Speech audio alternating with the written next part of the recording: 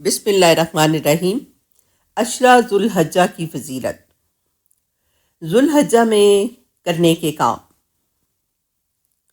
نبی اکرم صلی اللہ علیہ وآلہ وسلم نے فرمایا، کوئی دن اللہ تعالیٰ کے ہاں ان 10 دنوں سے زیادہ عظمت والا نہیں، اور نہ ہی کسی دن کا عمل اللہ تعالیٰ کو ان 10 دنوں کے عمل سے زیادہ محبوب ہے۔ پس تم ان 10 دنوں میں کثرت سے تحلیل، لا الہ الا اللہ، تکبیر، اللہ اکبر، تمہید، الحمدللہ کہو۔ ذو الحجہ کے ابتدائی 10 دنوں میں کرنے والے کام۔ نمبر 1، سچی توبہ کا آغاز کرنا۔ ہر مسلمان کو چاہیے کہ وہ نیکیوں کے موسم میں اعمال صالحہ کی ابتدا اللہ تعالیٰ سے سچی توبہ و استغفار سے کرے۔ پختہ نیت و عزم کرنا۔ جو مسلمان اخلاص کے ساتھ نبی کریم صلی اللہ علیہ وآلہ وسلم کی سنت کے مطابق نیک عمل کرنے کا پختہ عزم و نیت کر لے تو اللہ تعالیٰ نہ صرف یہ کہ اس کی مدد فرماتا ہے بلکہ اس کے اسباب بھی اسے میسر فرما دیتا ہے۔ تمام گناہوں سے بچنے کا اہتمام۔ اس ماہ کی حرمت کا تقاضا یہ ہے کہ اس میں ہر قسم کے گناہ و نافرمانی کے کام، ہر قسم کے ظلم، زیادتی اور حقوق کی پامالی و حق تلفی سے بچنے کا خاص اہتمام کیا جائے۔ تمام قسم کے نیک اعمال انجام دینا۔ رسول اللہ صلی اللہ علیہ وآلہ وسلم کے اس فرمان کو ہمیشہ یاد رکھیے کہ ان 10 دنوں میں کیے جانے والے اعمال صالحہ اللہ تعالیٰ کو سال کے بقیہ تمام دنوں میں کیے جانے والے اعمال سے زیادہ محبوب ہیں۔ فرائض کی پابندی اور نوافل کا اہتمام۔ فرائض میں سب سے مقدم نماز ہے۔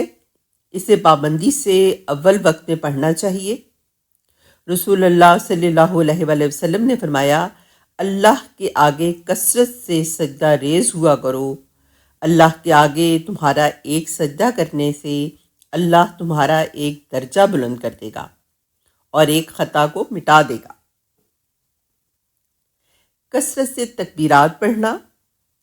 اپنی زبان کو تکبیرات سے تر رکھیں کہ ان میں سے ایک ایک آواز و پکار کل روز قیامت اللہ کے یہاں ہماری نجات کا سبب ہوں گی انشاءاللہ۔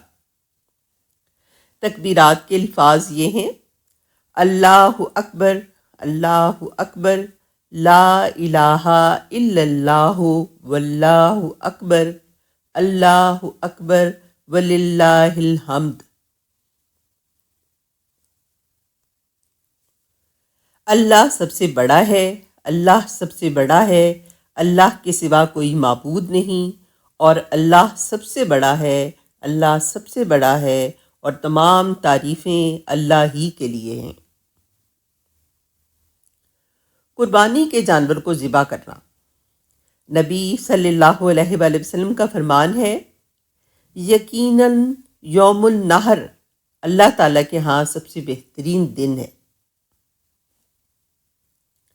ذو الحجہ کا مہینہ شروع ہونے کے بعد بال اور ناخن نہ کاٹنا۔ جو شخص قربانی کرنے کا ارادہ رکھتا ہو اس کے لیے حکم ہے کہ ماہ ذو الحجہ کا چاند نظر آنے کے بعد سے قربانی کرنے تک نہ تو اپنے جسم کے کسی حصے کے بال کاٹے یا اکھاڑے اور نہ ہی ناخن تراشے۔ حج و عمرہ کی ادائیگی۔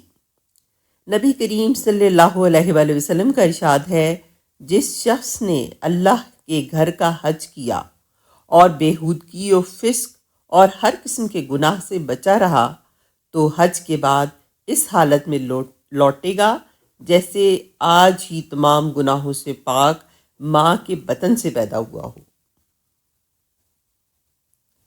رسول اللہ صلی اللہ علیہ وآلہ وسلم کا فرمان مبارک ہے، حجر مبرور کی جزا تو صرف جنت ہے۔ ذوالحجہ کے ابتدائی 10 دنوں میں کرنے والے کاموں میں ہے روزوں کا اہتمام کرنا، بالخصوص 9 ذی الحجہ کا روزہ رکھنا۔ عرفہ کے دن 9 ذی الحجہ کا روزہ 2 سال کے گناہوں کا کفارہ ہے۔ رسول اللہ صلی اللہ علیہ وآلہ وسلم نے فرمایا، عرفہ کے دن کا روزہ رکھنا مجھے امید ہے کہ اللہ تعالیٰ اسے 1 سال قبل اور 1 سال بعد کے گناہوں کا کفارہ بنا دے گا۔ صدقہ و خیرات کرنا۔ سیدنا ابو سعید خدری رضی اللہ تعالیٰ عنہ بیان کرتے ہیں کہ عید الفطر یا عید الاضحیٰ کے دن نبی کریم صلی اللہ علیہ وآلہ وسلم عید گاہ کی طرف نکلے اور پھر وہاں لوگوں کو واعظ و نصیحت فرمائی اور انہیں صدقہ و خیرات کرنے کا حکم دیتے ہوئے فرمایا، لوگوں صدقہ کیا کرو۔ اور عورتوں کے پاس سے گزرے تو فرمایا، اے عورتوں کی جماعت، صدقہ کیا کرو، کیونکہ میں نے دیکھا ہے کہ تمہاری تعداد آگ میں سب سے زیادہ ہے۔ استغفر اللہ۔